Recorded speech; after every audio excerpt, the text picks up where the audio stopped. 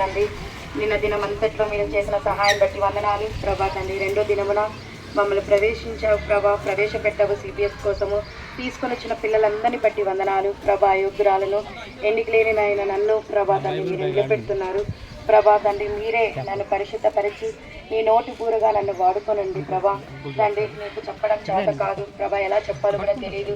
కానీ నీ యొక్క శక్తి, నీ యొక్క జ్ఞానము, తెలివి నాకు ఇచ్చి నన్ను ధైర్యపరిచి, నన్ను బలపరిచి, బలహీనరాలైన నన్ను బలపరిచి పిల్లలకి ఎలా చెప్పాలో అర్థమవుటకు ప్రభా తండ్రి, వాళ్ళ హృదయ అంతరంగంలో నీ యొక్క సత్యమైన వాక్యము, జీవపు వాక్యము వాళ్ళ హృదయంలో చొచ్చుకొని పోవటకు, వాళ్ళ హృదయంలో ఎంతైనా కార్యము చేయటకు మీరు సహాయం చేస్తురమ్మని, నాకు కూడా నీ యొక్క కృపను దయచేయమని యేసుక్రీస్తు నామముపేట ప్రార్థించాడు వేడుకుంటున్నాను తండ్రి.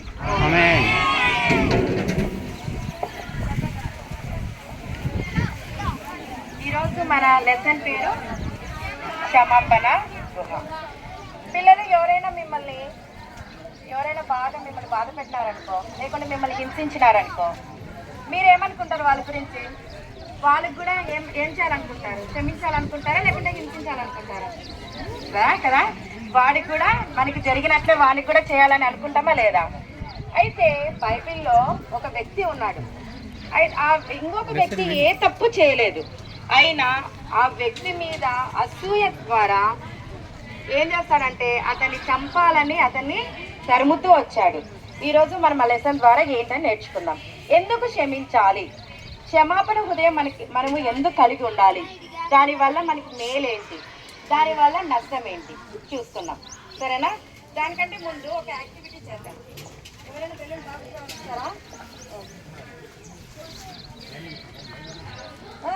బాగా గట్టి ఊపాలి.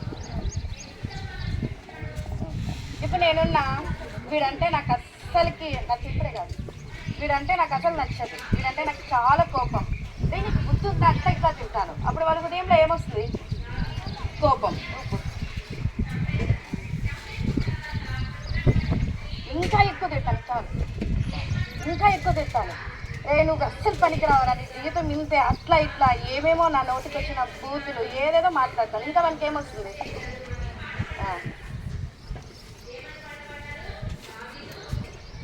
దీని ముందు నేను ఎవరినైనా పొగుడుతూ ఉంటా, రే వాడిని చూసి నేర్చుకోరా, వాడిని చూసి నేర్చుకో, నువ్వు ఎప్పుడు బాగుపడలేవు, వాడు చూడు ఎంత మంచి మార్క్స్ తెచ్చుకున్నాడు అని వాని మీద దీని దగ్గర వాళ్ళ ఫ్రెండ్స్ని పొగుడుతున్నారు అనుకో, వాళ్ళ ఫ్రెండ్స్ ముందు అంతా అవమానపరుస్తున్నారు. వీనికి ఏమొస్తుంది?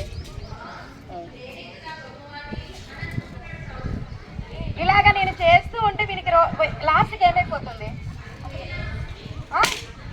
బస్ట్ అయిపోతాం కదా. మనకు కూడా మన హృదయంలో ఉన్న కోపం, ద్వేషం, ఫస్ట్ ఏమొస్తుంది? అసూయ వస్తుంది. ఎవరికైనా మంచి మార్క్స్ వస్తే ఫస్ట్ ఏమొస్తుంది? అసూయ పడతామా లేదా? ఎవరైనా మంచి డ్రెస్ వేసుకుంటే మనకేమొస్తుంది? అసూయ పడతాం కదా. అబ్బా వాడికి అలాంటి డ్రెస్ ఉంది, నేను కూడా వాడికన్నా మంచి డ్రెస్ కొనుక్కోవాలి అని అనుకుంటామా లేదా? అసూయ అనేది స్టార్ట్ అవుతుంది. అసూయ వలన మళ్ళీ మన మీద ఏమొస్తుంది? ద్వేషం పుడుతుంది. ద్వేషం వలన మళ్ళీ మనకి ఏమొస్తుంది? పట్టుకున్నాను. అసూయ వలన ఏమొస్తుంది? మళ్ళీ దేశం. దేశం వలన ఏమొస్తుంది?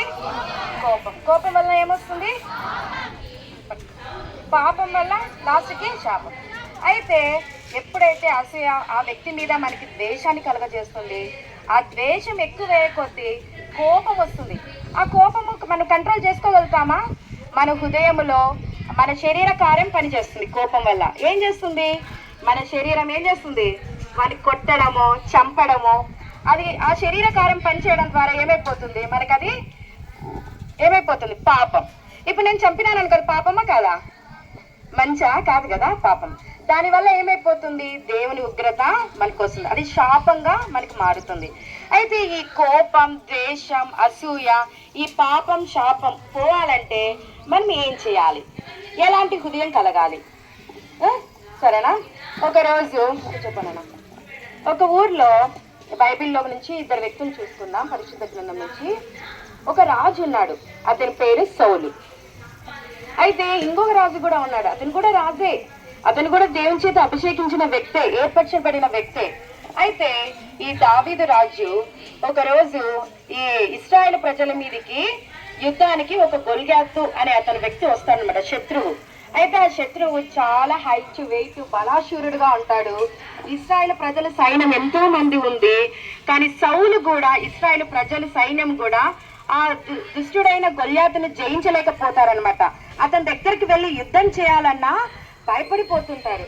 అయితే అట్లా భయపడే సమయంలో దావీదు అనే అతను వాళ్ళ అన్న వాళ్ళు యుద్ధంలో సైన్యంలో ఉంటుంటే వాళ్ళ నాన్న చెప్తాడు, మీ అన్న వాళ్ళు పోయి చాలా రోజులైంది, యుద్ధం సైన్యంలో ఉన్నారు, వాళ్ళ కోసం ఆహారం సిద్ధపరచుకొని తీసుకొని వెళ్ళు, వాళ్ళు తినడానికి, వాళ్ళ శక్తి బలం పొందుకోవడానికి, యుద్ధంలో గెలచడానికి అని క్యారియర్ కట్టి పంపిస్తారు. దావీదు ఆ క్యారియర్ తీసుకొని వస్తూ ఉంటే ఈ గొల్యాతు చాలా రోషముగా మాట్లాడుతున్నారు, ఎవడొస్తారో రాని నా మీదికి, మీరెవ్వరు ఉండలేరు, మిమ్మల్ని తుక్కులు చేసేస్తానని ఛాలెంజ్లు విసురుతా ఉంటాడు. అయితే దావీదుకు చాలా కోపం వస్తుంది. ఏంటి నువ్వు మా మీద సవాలు విసురుతావా? ఇంత సైన్యం ఉన్నప్పటికీ ఎవరు ఏం చేయలేరు అనుకుంటున్నాను, నేను వస్తానని తన హృదయంలో అనుకొని రాజు దగ్గరికి వెళ్తాడు. రాజా నేను సౌలు రాజు దగ్గరికి వెళ్తాడు. లెసన్స్ అయిపోయినాక క్వశ్చన్స్ ఉంటాయి, మీకు కింద బ్యాంక్స్ కూడా ఉంటాయి, మీరు చాలా వినాలి. అయితే గొల్యాతుని చంపడానికి నేను వెళ్తానన్నప్పుడు సౌలు రాజు అంటాడు, నువ్వు చాలా పొట్టివాడుగా ఉన్నావు, నీకేం సాధ్యం అవుతుంది, నువ్వెలా శత్రువు మీద విజయం పొందుతావు? అన్ని యుద్ధానికి వెళ్ళే వాళ్ళు ఏమన్నా వేసుకుంటారా, లేకుంటే మామూలుగా వెళ్తారా? అన్ని వేసుకుంటారు కదా, షీల్డ్ పెట్టుకుంటారు, ఫ్రంట్ షీల్డ్ పెట్టుకుంటారు, కాళ్ళకు వేసుకుంటారు, అన్ని పెట్టుకుంటారు కదా, సర్వాంగ కవచం వేసుకొని వెళ్తారు అనమాట. ఎందుకంటే దుష్టుడు బాణం వేసినప్పుడు కూడా అది వాళ్ళకి తగిలి చనిపోకోకుండా వాళ్ళ దేహానికి గాయం కాకోకుండా అంతా షీల్డ్ వేసుకొని ప్రొటెక్షన్ చేసుకుంటారు. మనం కూడా రాజకీయ నాయకులు ఏం చేసుకుంటారు, ప్రూఫ్ బుల్లెట్ కార్లు వేసుకొని వెళ్తారా లేదా? ఎవరైనా కాల్చినా ఏం కాకూడదు, చనిపోకూడదని వాళ్ళు ఇంకా ఎక్కువ ప్రొటెక్షన్ ఉన్న వాళ్ళు ఏం చేస్తారు, బుల్లెట్ ప్రూఫ్ జాకెట్స్ కూడా వేసుకుంటారు కదా.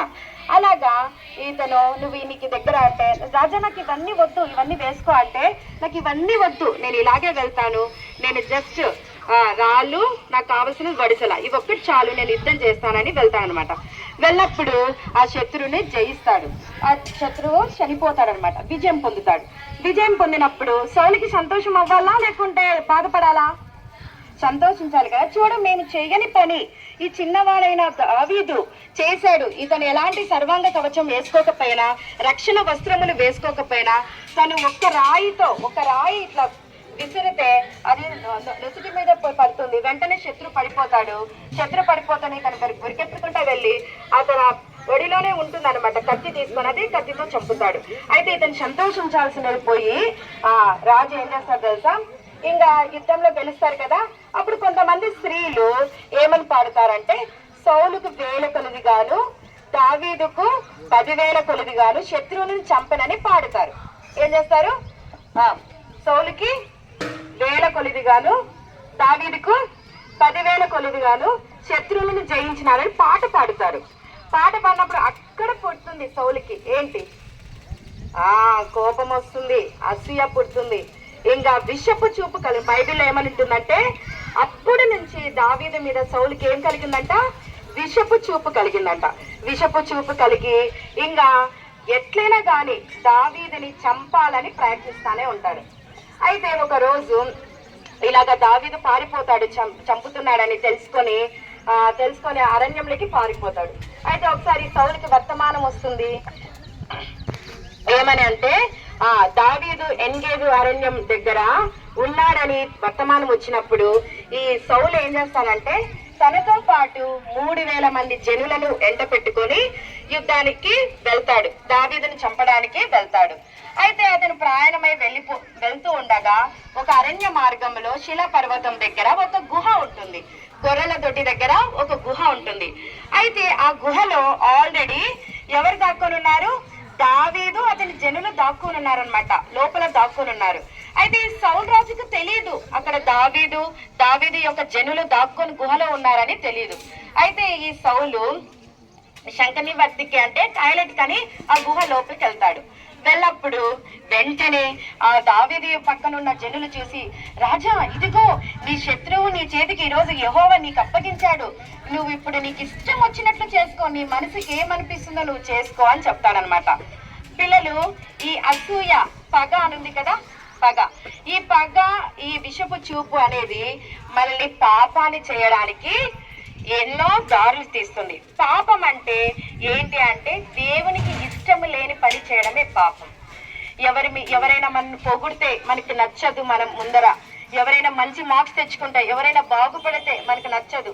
ఇవన్నీ కుళ్ళు, మనసులో ఒకలాంటి ద్వేషము, అసూయ, ఇవన్నిటికీ పాపానికి దారి తీస్తుంది.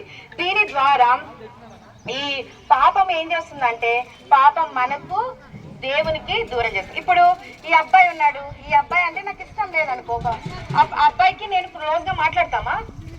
ఒకవేళ క్లోజ్ ఫ్రెండ్స్ ఉన్నానుకో, ఏదో ఒక విధానంలో గొడవ జరిగింది, తర్వాత వాళ్ళతో అంతకుముందు ఉన్న క్లోజ్నెస్ మనం పెంచుకుంటామా? కొంచెం డిస్టెన్స్, హాయ్ అంటే హాయ్ అంతవరకే ఉంటాం, కానీ క్లోజ్ రిలేషన్షిప్ మెయింటైన్ చేయం కదా. అలాగే మనం పాపము చేస్తుండగా దేవుడు కూడా మన దగ్గర నుంచి దూరం అయిపోతాడు. మన హృదయంలో పాపం ఉంటే యేసు ప్రభు మనల్ని ప్రేమించాడు. అయితే దేవుడు పాపినైన మనల్ని ప్రేమిస్తాడు, కానీ మనమంతా ఎవరము? పుట్టుకతోనే మనం పాపులము. మన శరీరం పాపము. మనకి పాపం చేయాలని తలంపులు వస్తాయి, లేదంటే చెడు వస్తాయి, అది చూడాలి, బూతు మాటలు మాట్లాడాలి, లేకుంటే చెడ్డ కార్యములు చేయాలి, మన శరీరాన్ని దేహాన్ని నష్టపరిచే పనులు చేయాలని తలంపులు, ఆశ మనలో పుట్టింది. అయితే దాన్ని జయించాలి. ఆ శరీరం మనం ఏం చేస్తుంది? ఆ పనులు చేయడానికి పూనుకుంటుంది. అయితే మనము దేవుడు పాపినైన మనల్ని క్షమిస్తాడు, కానీ మన హృదయంలో ఉన్న పాపాన్ని మాత్రము క్షమించాడు. ఆయనకి అసహ్యము, అతనికి చాలా అసహ్యమైనది, దేవునికి అసహ్యమైనది అన్నమాట పాపం అంటే. అందుకోసమే దేవుడు మనల్ని ప్రేమించాలన్నా, లేదు అంటే మనం చేసిన పాపములు దేవుడు మనల్ని క్షమించాలన్నా మనం ఏం చేయాలి? ఇతరులు ఏదైనా పాపం చేసినప్పుడు మనం కూడా ఏం చేయాలి? క్షమించాలి. ఎవరైనా మనల్ని నిందించినప్పుడు, లేదంటే చిన్న చూపు చూసినప్పుడు, లేదంటే నీకు అన్యాయం చేసినప్పుడు, లేదంటే నీ జీవితంలో నీకు నష్టము చేసినప్పుడు మనం ఏం చేయాలి? క్షమించాలి. కానీ చాలా కష్టం కదా ప్రాక్టికల్ లైఫ్ లో కదా, క్షమించడం చాలా కష్టం కదా. పెళ్ళైన వాళ్ళకి ఫ్యామిలీలో వచ్చే కోపం ఎవరి మీద ఎక్కువ ఉంటుంది చెప్పండి? పెళ్లి చేసుకున్న వాళ్ళకి ఎవరి మీద ఉంటుంది కోపం? వెరీ గుడ్ బాయ్స్, భలే చెప్పారు. అత్త మీద ఉంటుంది కదా. అత్త మీద కోపం ఎట్లుంటుంది? ఆమె చనిపోయి గుంతపైన అత్త చేసిన కార్యములన్నీ గుర్తు చేసుకుంటారా లేదా? అయితే మనము హృదయపూర్వకంగా క్షమించాలి. అత్త మీద ఎక్కువ కోపం కదా. అయితే అట్లా కోపం పెట్టుకొని మనం జీవిస్తే దేవుడు ఎప్పటికీ మనల్ని కూడా క్షమించడు. బైబిల్ ఏమంటుందంటే క్షమించేది పగ తీర్చుకునేదంతా దేవుని యొక్క పని. అయితే ఇప్పుడు దావీదు ఏం చేస్తాడు? తన జనులు చెప్తాడు కదా, ఇప్పుడు శత్రువును నీ దగ్గరకు వచ్చేసాడు, ఇప్పుడు నీకు ఇష్టం వచ్చినట్లు చెయ్యి అన్నప్పుడు దావీదు ఏం చేస్తాడంటే సౌలు దగ్గరికి వెళ్ళి తనకి తెలియకోకుండా తన పై వస్త్రం యొక్క చెంగును కోసేస్తాడనమాట. కోసేసినాక ఇది చూపిస్తాం.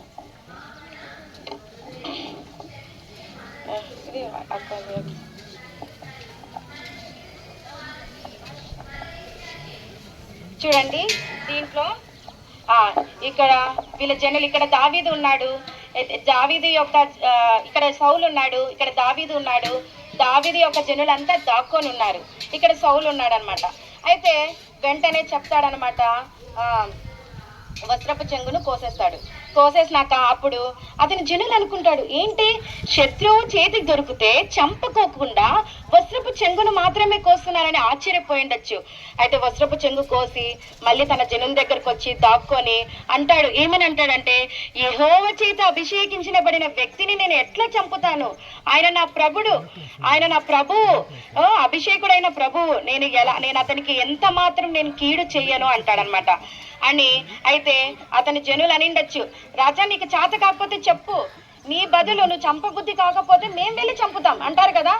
మీరు కూడా అంటారు కదా, డైలాగ్ వెళ్తారు కదా, రే నీకు చేత కాకపోతే చెప్పురా నేను పోయి చేస్తాను అంటారా లేదా? అప్పుడు జనులు కూడా అనిండొచ్చు, నీకు చేత కాకపోతే చెప్పు రాజా మేము వెళ్తామన్నప్పుడు అయితే దావీదు అడ్డుకుంటాడు, వద్దు అతనికి ఎలాంటి కీడు చేయొద్దండి అని అడ్డుకుంటాడు అనమాట. తన జనుని పోనీకోకుండా కూడా అడ్డుకుంటాడు. అయితే ఇది వస్త్రపు చెంగును కోసం మనము కూడా ఎలా అయితే దావీదు ఏమైనా హాని చేశాడా సౌలుకి? సౌలు దావీదుకి ఎట్లా హింస పెట్టాడంటే, రాజు అయినప్పటికీ, అతను శత్రువుల చేత జయం పొందినప్పటికీ తన నిద్ర లేని రాత్రులు దావీదు గడిపినాడు. అరణ్యాల మీద అరణ్యాలు, కొండ మీద కొండ ప్రయాణాలు చేస్తూ, దూర ప్రయాణాలు, ఒక ఊరు నుంచి ఒక ఊరు అలా తరుముతూనే వచ్చినాడు. ఎక్కడైతే వినపడిస్తుందో అక్కడికి వెళ్తాడు. అక్కడికి సౌలు రాజు వస్తున్నాడని దావీదుకు తెలిసిన వెంటనే మళ్ళీ దావీదు ఎక్కడేమైపోతాడు, వేరే ప్రాంతానికి పారిపోతాడు. మళ్ళీ ఇతను వెనక్కి వెళ్ళిపోతాడు. మళ్ళీ పలానా ప్రాంతంలో ఉన్నాడని తెలిస్తే మళ్ళీ సౌలు తరుముతాడు. నిద్ర లేని రాత్రులు ఎన్నో దావీదు గడిపాడు. అయితే ఆ శత్రువు చేతిలో, సౌలు అనే శత్రువు చేతిలో తనకి చనిపోతాడని తెలుసు, చంపుతాడని తెలుసు, విషపు చూపు కలిగి ఉన్నాడని తెలుసు, అసూయ కలిగి ఉన్నాడని తెలుసు. అయినప్పటికీ దావీదు ఏం చేశాడు? చంపాడా? చంపలేదు. చాలా క్షమించేస్తాడనమాట. ఎట్లా క్షమించినాడంటే యథార్థముగా పశ్చాత్తాపడతాడనమాట. యథార్థంగా క్షమిస్తాడు. తర్వాత వస్త్రపు చెంగు కోసిన తర్వాత గుహలో నుంచి దావీదు బయటకు వస్తాడు. సౌలు వెళ్ళిపోతాడు. అప్పుడు దావీదు కేక వేస్తాడు, నా సేవకుడైన సౌలు రాజా అని, నా సేవకుడైన రాజా అని కేకలు వేస్తే వెంటనే సౌలు ఏం చేస్తాడు తెలుసా? వెనక్కి తిరిగి చూస్తాడు. వెనక్కి తిరిగి చూసి దావీదు తన వస్త్రపు చెంగును కట్ చేసినది పట్టుకొని చెప్తాడు. ఏమని చెప్తాడంటే, రాజా, నువ్వెందుకు నా మీద ఇంత పగ పెట్టుకున్నావు? ఎందుకు నా మీద ఇంత కోపం పెట్టుకున్నావు? నేనేమైనా నీకు ద్రోహం చేశానా? నేనేమైనా నీకు కీడు చేశానా? చెప్పు. నీతో ఉన్న జనులు చెప్పే మాటలు నువ్వెందుకు వింటున్నావు? నేను నీకు ఎలాంటి కీడు అన్యాయం చేయలేదా? ఇదిగో ఈ రోజు నువ్వు నీ కన్నులారా చూచుచున్నావే, ఈ రోజు యెహోవా ఏం చేశాడు? నిన్ను నా చేతికి అప్పగించాడు. అయినప్పటికీ నేను నీకు ఎలాంటి హాని చేయలేదు. నా పక్కనున్న జనులు నిన్ను చంపమని ప్రేరేపించారు. అయినప్పటికీ నేను నీ మీద చేయడానికి నాకు మనసు రాలేదు. మళ్ళీ ఏమంటాడంటే, వస్త్రపు చెంగు కోసినప్పుడు దావీదు కంట మనసులో చాలా బాధ అయిందంట, మనసు నొచ్చుకొనిందంట. మనకి ఎప్పుడైనా అట్లా నొచ్చుకుంటుందా? ఇప్పుడు ఎవరైనా మనకి ఏమైనా ద్రోహం చేశారనుకో, వాడికి ఏమైనా అయిందనుకో, ఏమంటారు వెంటనే? బాగా జరిగిందిరా వాడికి, ఇట్లేనేరా కావాల్సిండేది, ఇలాగే వాడు బాగా దేవుడు భలే పనిష్మెంట్ ఇచ్చాడు అంటామా? ఖచ్చితంగా అంటాం కదా. అయ్యో అలా జరిగిందా, అయ్యో అని బాధపడతామా మనము? ఫస్ట్ అది అనుకుంటాం, తర్వాత నటిస్తాం. ఏమని? అయ్యో పాపం రానికి అలా జరుపుకోకుంటే బాగుండు, ఏం కాదులేరా అని మళ్ళీ పైకి అట్లా చెప్తాం. కానీ హృదయంలో ఉన్న కోపము, ద్వేషము అట్లే ఉండిపోతుందా లేదా? పైకి ఒకటే మంచిగా మాట్లాడతాం, కానీ లోపల మాత్రం అలాగే ఉంటుంది. అయితే దేవుడు ఏమని చెప్తున్నంటే, మనం హృదయపూర్వకముగా క్షమించాలని దేవుడు కోరుకుంటున్నాడు. మన జీవితంలో కూడా ఎవరైనా నీకు, ఇంకా నీ ఫ్రెండ్స్ కానీ, నీ బంధువులు కానీ, లేకుంటే స్కూల్లో కానీ, టీచర్స్ కానీ, ఇంకా ఎవరి మీదైనా కోపం ఏమైనా ఉందా, ద్వేషం ఉందా, అసూయ ఉందా, మీరు ఒకసారి చూసుకోండి. ఎందుకంటే అసూయ వల్ల ఏమైపోతుంది? అది అసూయ ఉంటే ఏమైపోతుంది? ద్వేషం వస్తుంది. ద్వేషం వల్ల ఏమైపోతుంది? అది అలాగే ఉండి ఉండి ఉండి ఏమైపోతుంది? కోపం వస్తుంది. ఆ కోపం ఏదో ఒక రోజు ఏమైపోతుంది? బర్స్ట్ అయిపోవడానికి, పాపం చేయడానికి పనికొస్తుంది. ఆ పాపం అనేది మనకి శాపంగా అవుతుంది. ఆ శాపం మనకి దేవునికి మనకి దూరపరుస్తుంది. అయితే ఈ పాపం చేసిన వాళ్ళు ఎక్కడికి వెళ్తారు? నరకానికి. దేవుని నమ్ముకొని మంచిగా జీవిస్తే వాళ్ళు ఎక్కడికి వెళ్తారు? పరలోకం. అయితే నరకంలో దేవుని లేని స్థలంకి మనం వెళ్తాం. ఈ పాపం పెట్టుకొని దేవుని దగ్గరికి, అసూయ పెట్టుకొని దేవుని దగ్గర. అయితే సౌలు రాజు అసూయ అనే పాపం యొక్క నియంత్రించబడడం ద్వారా అతను దావీదును చంపాలని అనుకుంటాడు. అయితే మనము అసూయ అనే పాపం మన హృదయంలో ఉంచుకోకూడదు. అర్థమవుతుందా? దానివల్ల మనకే నష్టం అన్నమాట. అప్పుడు ఈ దావీదు అప్పుడు వెంటనే వెనక్కి తిరిగి చూసి, ఈ సౌలు వెనక్కి తిరిగి చూస్తాడు కదా, దావీదు చెప్తూ ఉంటాడు కదా, ఇదిగో నీ వస్త్రపు చెంగు నేను కోసాను, నా వల్ల నీకు ఎలాంటి హాని జరగదు. ఈ రోజు నువ్వు చూసావు కదా యెహోవా నా చేతికి ఎలా అప్పగించాడో, అయినా నీకు ఎలాంటి కీడు చేయలేడని చెప్పినప్పుడు అప్పుడు సౌలు ఏమంటాడంటే, దావీదు నాయనా, ఈ పలుకులు నువ్వేనా ఇలా మాట్లాడుతుండేది? ఎవరైనా అపకారం చేస్తే ఉపకారం చేస్తారా? ఎవరికైనా శత్రువు తన చేతికి దొరికితే మేలు చేసి పంపిస్తాడా? అలాంటిది నువ్వు నా పట్ల ఏం చేశావు? నేను నీకు అపకారమే చేశాను, కానీ నువ్వు నాకేం చేశావు? ఉపకారం చేశావు, నేను నీకు కీడు కనిపెట్టినాను, కానీ నువ్వు నాకేం చేసినావు, మేలే చేశావు అని చెప్పి మళ్ళీ ఏమంటే నువ్వు చాలా నీతిమంతుడివి అని తనే జస్టిఫికేషన్ కూడా ఇస్తున్నాడు. జస్టిఫికేషన్ ఇచ్చి తర్వాత ఏమని చెప్తున్నారు తెలుసా, నాకు తెలుసు నువ్వు ఇశ్రాయేలుకు నువ్వే రాజుగా అవుతావని, నా తర్వాత నువ్వే రాజు. అతనే స్టేట్మెంట్ ఇచ్చేస్తున్నాడు, నా తర్వాత నువ్వే రాజు, ఇశ్రాయేలు రాజ్యం కూడా నీ వల్లనే స్థాపించబడుతుంది. అంత మాత్రమే కాదు, నా వంశంలో నుంచి కానీ నేను వెళ్ళిపోయిన నా జనులను అంటే నా కుటుంబకులు కానీ నువ్వు ఎప్పటికీ చంపద్దు, నా తండ్రి ఇంటి పేరు కానీ నా పేరు కానీ నువ్వెప్పుడూ తుడిచివేయద్దు అని ప్రమాణం చేపించుకుంటాడు. ఎవరితో? దావీదుతో ప్రమాణం చేపించుకుంటాడు. అయితే దావీదు క్షమించినానని అంటాడు కానీ అక్కడ అయ్యో నాకు కీడు చేయలేదు, నాకు మేలే చేశాడు, నాకు ఉపకారం చేశాడు, నువ్వే రాజు అవుతావు, నా తర్వాత నువ్వే రాజు అని పొగుడుతున్నాడు, చెప్తున్నాడు. కానీ తను హృదయపూర్వకంగా క్షమించలేదు. ఎలా అంటే ఒకవేళ హృదయపూర్వకంగా క్షమించింటే ఏమని చెప్పేవాడు? రా నానా దావీదు, ఇన్ని రోజులు నిన్ను చాలా ఇబ్బంది పెట్టాను, ఇన్ని రోజులు నిన్ను నిద్రలేని రాత్రులు చేశాను, నువ్వు రాజువై ఉండి నువ్వు రాజ్యంలో ఉండాల్సిన వాడివి, నిన్ను అడవి పాలు చేశాను, కొండల్లోనూ గుట్లలోనూ తిరిగేలాగా చేశాను, రా మనం వెళ్ళిపోదాం, నాతో పాటు రా అని పిలుచుకొని పోలేదా?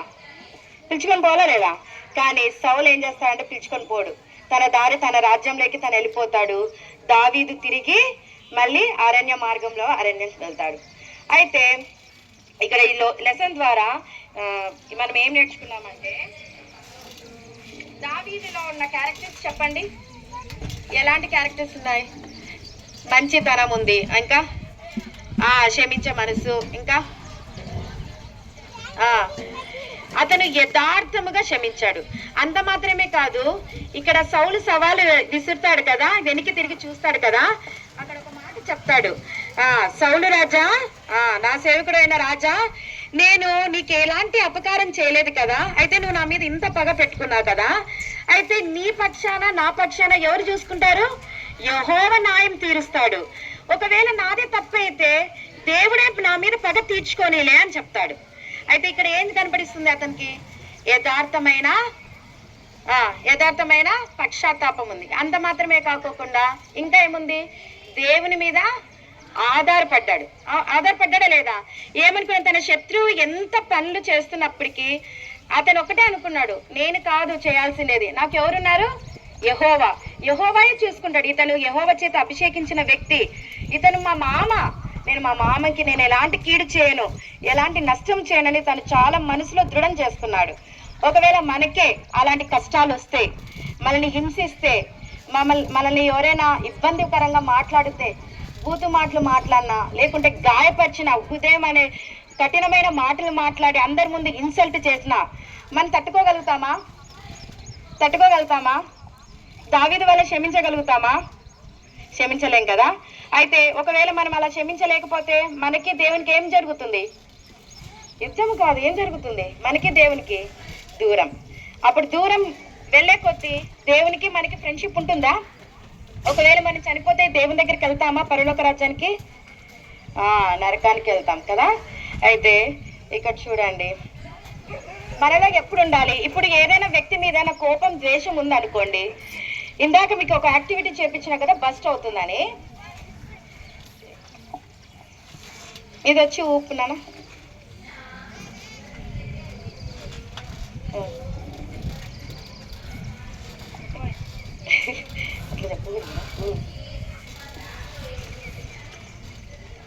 ఊపలేకపోతున్నారు కదా. మనము యేసు ప్రభుకి హృదయం అర్పిస్తే ఎంత తిడుతున్నా, ఎంత రక్షకున మనం అంగీకరించినాక, మన పాప క్షమాపణలు క్షమించబడిన తర్వాత మనము ఎవరైనా మనకి ఎంత ద్రోహం చేసినా మనం ఏం చేస్తాం? ఈ చెవులో వదిలి ఈ చెవులో, అస్సలకి మనకి ఇంకా అది మనసుకు కూడా తెచ్చుకోం. ఇది ఎలా అయితే బెలూన్ బ్లో అవ్వలేదో, ఊపబడలేదో, అలాగా మన హృదయంలో ఏముండదు? కోపం రాదు, ద్వేషం రాదు, అసలు ఇవేం రాదు. ఇది ఊపు. ఒకవేళ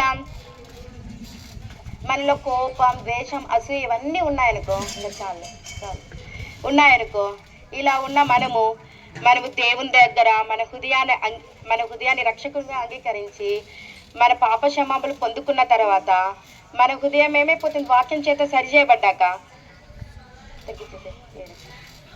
అదంతా వెళ్ళిపోతుంది, అదంతా మనం తీసేసుకుంటాం. అర్థమవుతుందా? మీకు ఏ బెలూన్ లాగా ఉండాలనుకుంటున్నారు? బర్స్ట్ అయిపోవాలనుకున్నారా?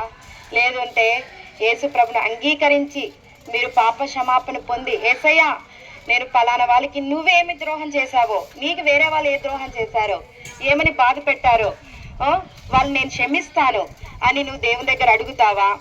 అడిగి సెకండ్ బెలూన్ ఎట్లా, అది ఎంత ఊపినా కూడా వదలేరు కదా, అలాగ జీవిస్తావా? లేదంటే బస్ట్ అయిపోతావా? Decision is yours. మీరే తీర్మానం చేసుకోవాలి. బస్ట్ అయిపోతే ఏమైపోతాము? నరకానికే కదా పోయేది. ఎప్పుడైతే మనము హృదయానికి దేవునికి ఇచ్చి మన పాపములన్నీ క్షమించబడితే, ఇందాక బెలూన్ ఊది బ్లో చేసినాక గాలి వదిలాడు కదా, అలాగా మనం అన్నీ కడగబడతాయి యేసుప్రభు రక్తం ద్వారా. యేసుప్రభు రక్తం ద్వారా కడిగినబడిన తర్వాత ఇంకా ఎవరైనా నేను బాధ పెట్టాలని చూస్తే నువ్వేం చేస్తావు? ఇంకా మళ్ళీ దాన్ని మనసుకు కూడా తీసుకోవు, ఇంకా వదిలేస్తావు, ఇట్లా పెట్టుకొని ఇట్లా వదిలేస్తావు. అర్థమవుతుందా స్టోరీ? అయితే యేసుప్రభు నువ్వు ఇంకా నీ హృదయం చెప్పను, నీ హృదయం ఇవ్వలేకపోతే నీ హృదయం ఎలా ఉంటుంది తెలుసా? పాపము చేత నీ హృదయం ఎలా ఉంటుంది? బ్లాక్ కలర్లో ఉంటుంది. ఎప్పుడైతే యేసు ప్రభుని, యేసయ్యా నేను పాపిని, నన్ను క్షమించు, నీ రక్తంతో కడుగు, నీ రక్తం ద్వారానే నా పాపములు పవిత్రపరచబడతాయని నువ్వు అడుగుతావో, అప్పుడు యేసయ్య ఏం చేస్తాడు? నీ పాపంలన్నీ ఆయన రక్తముతో పవిత్రపరుస్తాడు, శుద్ధీకరిస్తాడు. అప్పుడు నువ్వు పరిపూర్ణుడిగా అయిపోతావు, శుద్ధుడిగా అయిపోతావు. ఆ తర్వాత నీ హృదయం ఏమైపోతుంది? వైట్గా ఉంటుంది. ఎప్పుడైతే నీ హృదయం వైట్ అయిపోయిన తర్వాత, నీ హృదయాన్ని దేవునికి ఇచ్చిన తర్వాత, అప్పుడు నువ్వు దేవుని యొక్క వాక్యముతో ఎదుగుతూ ప్రతిరోజు దేవుని యొక్క మాటలు వింటూ దేవుని సన్నిధికి వచ్చి దేవుని యొక్క వాక్యమును చదువుతూ ఉంటే అప్పుడు మీరు ఏం చేస్తారు? దేవుని యందు ఎదుగుతూ వస్తారు. చూడండి, దీనికి ఎగ్జాంపుల్ ఒక చెప్తాను. ఒక చెట్టు వేశారు, ఒక చెట్టు నాటిన తర్వాత దానికి రోజు నీళ్ళు వేసి బతుకుతుందా? లేకపోతే నెల తర్వాత నీళ్ళు వేస్తే బతుకుతుందా? రోజు నీళ్ళు వేస్తే చిన్న చిన్నగా టైం పడుతుంది కదా. ఒకటేసారి పెద్ద చెట్టు అవుతుందా? చిన్న పొలంలో పంటలు వేసే వాళ్ళకి తెలుసు కదా ఎట్లా అనేది. దాని బాగా మనము దాని చుట్టూ గడ్డి లేకోకుండా దానికి బాగా మందులు వేస్తూ, నీరు వేస్తూ, దాని చుట్టూ గుంత తోగుతూ దాన్ని ఎంతగానో భద్రపరిస్తేనే కదా పంట కూడా చేతికి వచ్చేది. చెట్టు కూడా అంతే. మనం వారానికి ఒకసారి నీళ్ళు పోసినామనుకో అంత ఎదగపోవచ్చు, నెలకు ఒకసారి పోసినామనుకో ఇంకా అంత ఎదగపోవచ్చు. ఒకవేళ నీళ్ళు పోయడమే మానేసినామనుకో చెట్టు ఏమైపోతుంది? ఎండిపోతుంది, చచ్చిపోతుంది. అందుకోసమే మనము దేవుని యొక్క వాక్యము ద్వారా ప్రతిదినం మనం గడుపుతూ రావాలి. దేవుని సన్నిధిలో దేవునితో మనం ప్రతిరోజు గడుపుతూ ఉంటే మనం కూడా ఏమవుతాం? ఆత్మీయంగా ఎదుగుతూ వస్తాం. దేవుని యొక్క వాక్యాన్ని ఇంకా తెలుసుకుంటాం. మన లోపాలన్నీ దేవుని వాక్యం ఎత్తి చూపిస్తూ వస్తుంది. అలాగా మనం ఎదుగుతూ ఉంటాం. ఒకరోజు ఈ లోకంలో శాశ్వతంగా ఉంటామా? ఏదో ఒకరోజు ఏమైపోతాం? చనిపోతాం. ఇక్కడే ఉంటాను, నేను చచ్చిపోను, ఎన్నేళ్ళైనా ఈడ బతుకుతాననే వాళ్ళు ఎవరైనా ఉన్నారా? ఎవరు లేరు కదా. మనం ఎప్పుడు చనిపోతామో మనకే తెలీదు. అయితే చనిపోయిన తర్వాత నీ యొక్క హృదయం దేవునికి ఇస్తే నువ్వు ఎక్కడికి వెళ్తావు? పరలోక రాజ్యానికి వెళ్తావు. పరలోక రాజ్యంలో నీకంటూ దేవుడు ఒక ఇంటిని సిద్ధపరిచాడు. ఆ ఇల్లు ఎట్లుంటుంది? బంగారపుతో ఉంటుంది. ఇక్కడున్న బంగారు అయితే దొంగలు వచ్చి ఎత్తుకొని పోతారు కదా. ఆ బంగారు వల్ల చంపేసి బంగారు తీసుకొని పోతారు కదా. అయితే అక్కడ ఉన్న బంగారు శాశ్వతమైనది. అక్కడ ఎలాంటి కోపం ఉండదు, ద్వేషాలు ఉండవు. తర్వాత పరలోక రాజ్యంలో ఏముంటుంది? ఎప్పుడు ఇవన్నీ ఉంటాయి.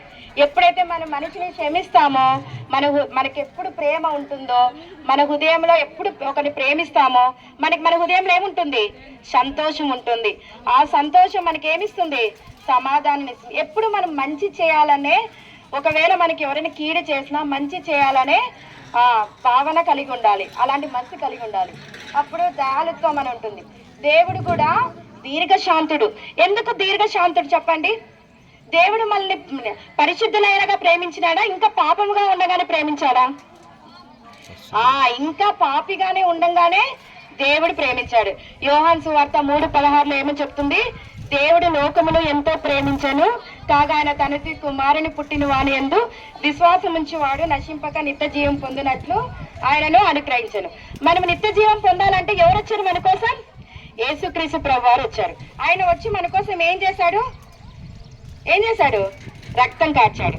మనం ఒక మనిషిని ఎన్నిసార్లు క్షమించాలి? ఒక్కసారి క్షమించాలా? 2 సార్లు క్షమించాలా? 3 సార్లు క్షమించాలా? జీవిత కాలం అంతా క్షమించాలా? జీవిత కాలం అంతా. బైబిల్లో కూడా ఒక వ్యక్తి అడుగుతాడు యేసు ప్రభుని, దేవా ఎన్నిసార్లు క్షమించాలి? 7 మార్లు క్షమిస్తే సరిపోతుందంటే అప్పుడు అంటాడు యేసు ప్రభు, 7 మార్లు మటుకే కాదు, 70 టైమ్స్. ఎన్ని టైమ్స్? 70 టైమ్స్, 70 సార్లు క్షమించమని అడుగుతాడు. ఇది క్షమాపణ అనేది చాలా డిఫికల్టే, చాలా కష్టమే.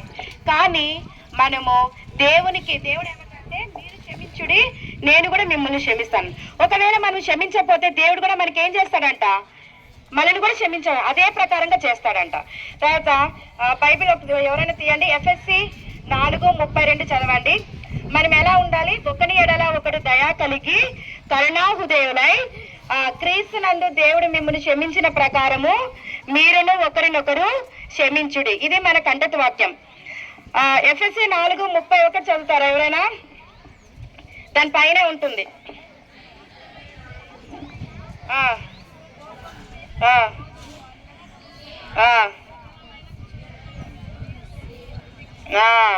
ఏమని విస్తరించాలంటే ఏంటంటివి? ఇక్కడే ఉంది కదా, పైనే ఉంది.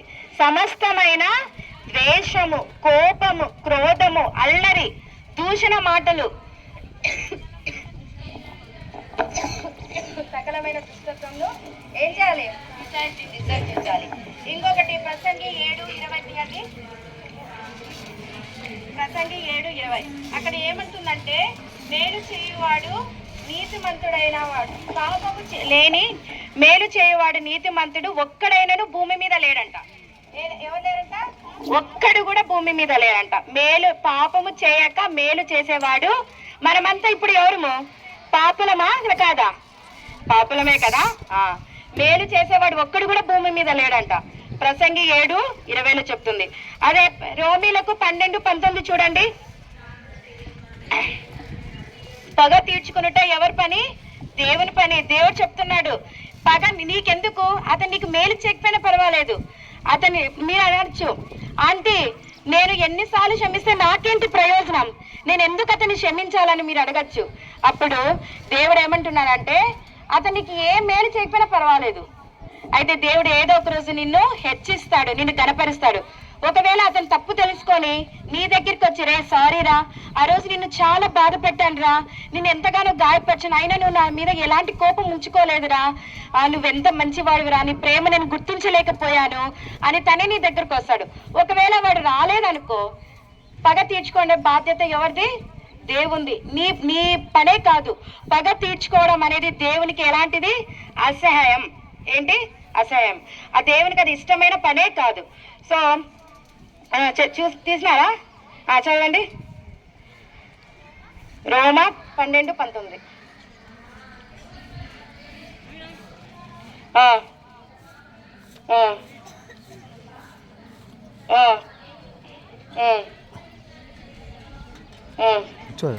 ఇక్కడ ఏమని చెప్తుంది?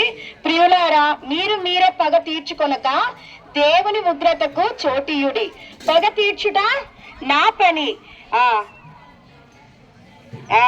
నేనే ప్రతిఫలం ఇత్తునని ప్రభు చెప్పుచున్నాడు. అర్థమైందా?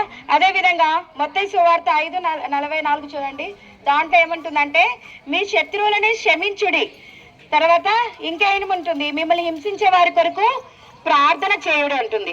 ఇది చాలా కష్టం, కానీ మనము దేవుని దగ్గరికి వెళ్ళాలంటే మనల్ని హింసించే వారి కోసము, మన శత్రువుల కోసము మనం ఏం చేయాలి?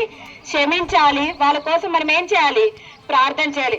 దేవ పలానా పాప నా మీద ఇట్లా మాట్లాడింది, తను క్షమించు, తను తెలియక మాట్లాడింది, తను తెలిసి తెలియక మాట్లాడింది, కానీ తన హృదయాన్ని మార్చు, తనతో నువ్వు స్పందించు, తన హృదయంలో కారం చెయ్యి, తను మంచిగా మారుటకు సహాయం చేయాలి. నువ్వేం చేయాలి? తన గురించి రోజు దేవుని దగ్గర విజ్ఞాపన చేయాలి. ఏనా చదువు 5:44.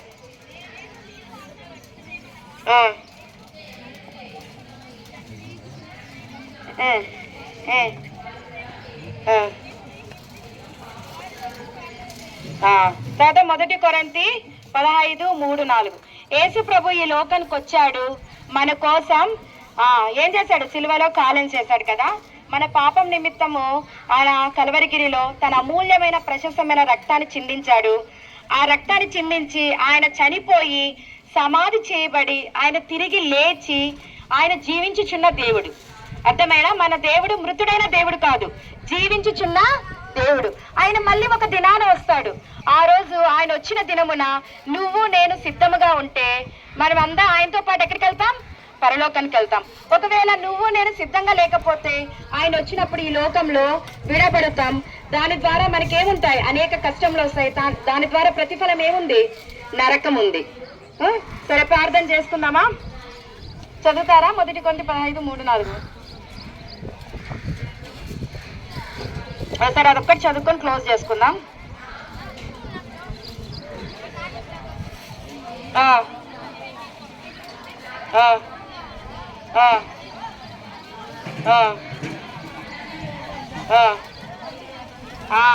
ఏమంటుంది? వినండి. ఫస్ట్ కూర్చోండి, వినండి. లేఖన ప్రకారం ఏమనుంది ఇక్కడ? మన పాపం నిమిత్తము క్రీస్తు మన పాప నిమిత్తము మృతి పొందెను, సమాధి చేయబడెను, లేఖనం ప్రకారంగా 3వ దినమున ఆయన తిరిగి లేచెను. సరే, ఇప్పుడు దావీదు గురించి మళ్ళీ ఇంకొకసారి మనం హైలైట్ థింగ్స్ చూసుకుందామా?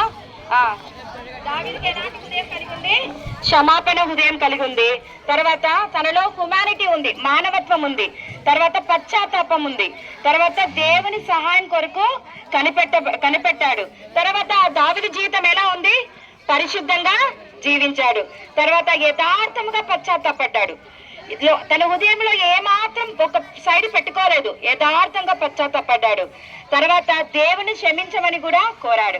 అయితే సౌలు రాజు చాలా రాజు అనే గర్వంతో ఉన్నాడు. ఆయన దేవునికి లోబడట్లేదు, దేవుని భయం లేదు, పరిశుద్ధమైన జీవితం లేదు, తను దేవుని మీద ఆధారపడలేదు. తను ఓన్లీ సూపర్ఫిషియల్ థింగ్స్ మీద ఆధారపడ్డాడు అనమాట. తనలో రిపెంటెన్స్ లేదు, పశ్చాత్తాపం అనేదే లేదు, తనలో మానవత్వం అనేదే లేదు, తనకి క్షమించే హృదయం కూడా తనకి లేదనమాట. సరేనా? ప్రేయర్ చేసుకుందాం.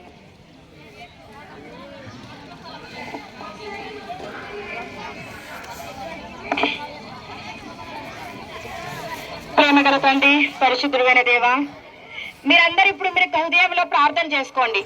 యేసయ్యా, మీరు అడగండి. ఇప్పుడు మీ లెసన్ చెప్పేటప్పుడు దేవుడు మీకు చూపించంటున్నా కదా, ఎవరి మీద కోపం, ఎవరి మీద అసూయ, అవన్నీ మీరు దేవుని అడగండి.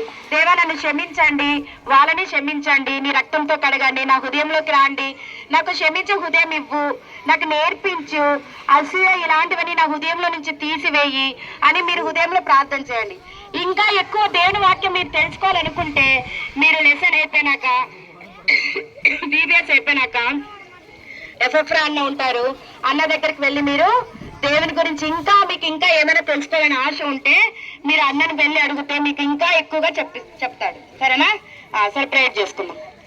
ప్రేమగల తండ్రి, పరిశుద్ధుడైన దేవా, ఇంతవరకు క్షమాపణ గుహ గురించి ప్రభా మీరు మాతో మాట్లాడుతూ వచ్చారు.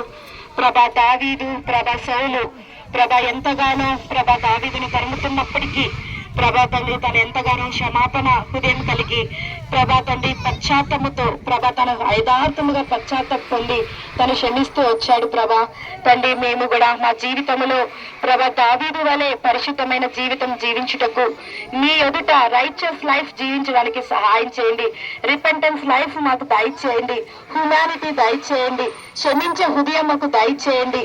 ప్రభా, ఇంకను నీకు మేము దూరము కాకోకుండా పరలోక రాజ్యములో నువ్వు ఉండే స్థలములో మేము కూడా వచ్చిలాగన మాకు సహాయం చేయండి అయ్యా. పిల్లలందరికీ సహాయం చేయండి.